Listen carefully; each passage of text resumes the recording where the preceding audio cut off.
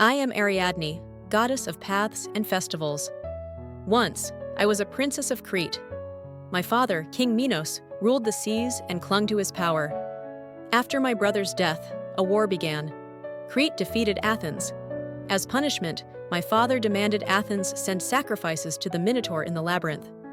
I was nothing more than a tool of the kingdom. I was destined for a political marriage, bound to my father's plans. One day, a prince of Athens arrived as a sacrifice.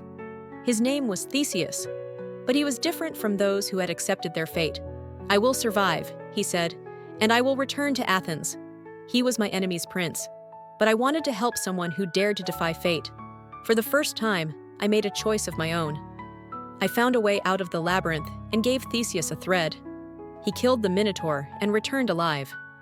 "Will you leave Crete with me?" he asked. I was afraid, but I imagined a new life born from my choice. So I refused my father's plans and left Crete with Theseus. We reached the island of Naxos to find food and water. For the first time, I allowed myself to rest, and I fell asleep. When I awoke, he was gone. I could not return to Crete, and Athens was no longer my home, but I refused to surrender to despair. I drank rainwater from the cracks in the rocks and left signals with stones, hoping someone would find me.